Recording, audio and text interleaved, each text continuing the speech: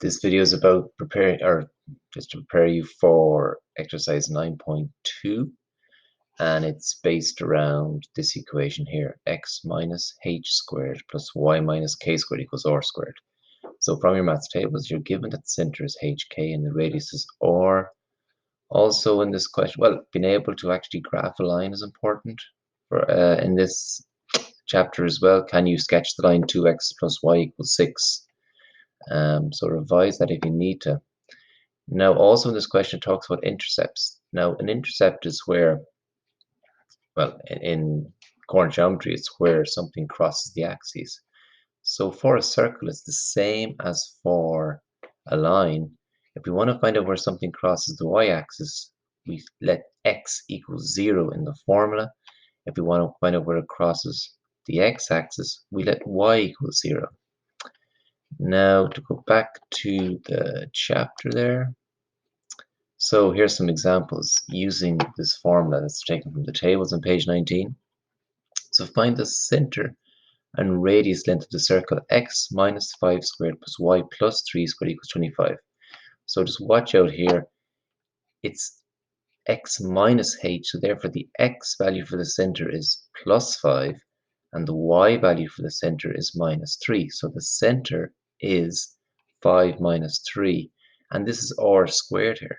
So the center is equal to 5. And to move along there to the next example, same again here, maybe, but just the x plus 2. So the center is going to be, the x value of the center is minus 2, and the y value here, well, down here they've shown you in detail what goes on.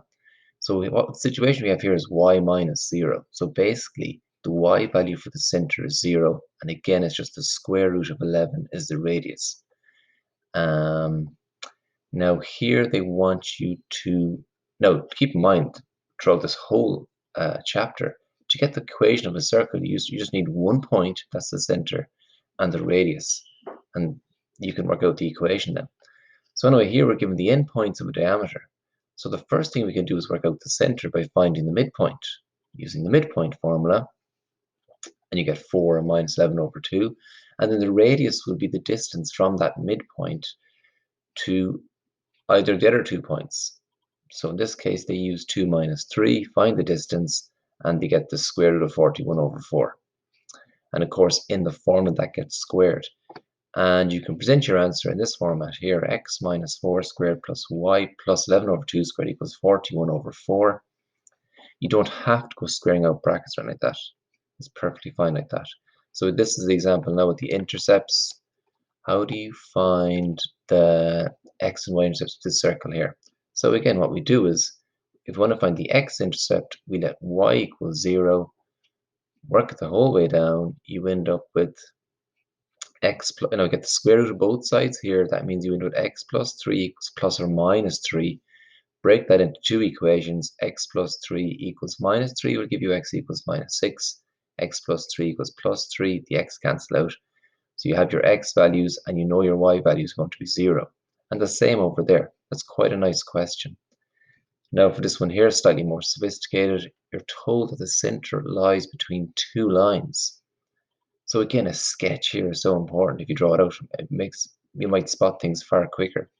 So we have two lines, y equals minus 2, y equals plus 2, and y equals minus 4. So if you think about this, well, if the circle is a tangent to these two lines, that means it's stuck between the two of them. The center must be exactly halfway between it. So what's exactly halfway between the line y equals minus 2 and y equals minus 4? It's the line y equals minus 1. So the y value for the center must be equal to minus 1. But then we go back and read the question. We're also told that 2x plus y equals 4.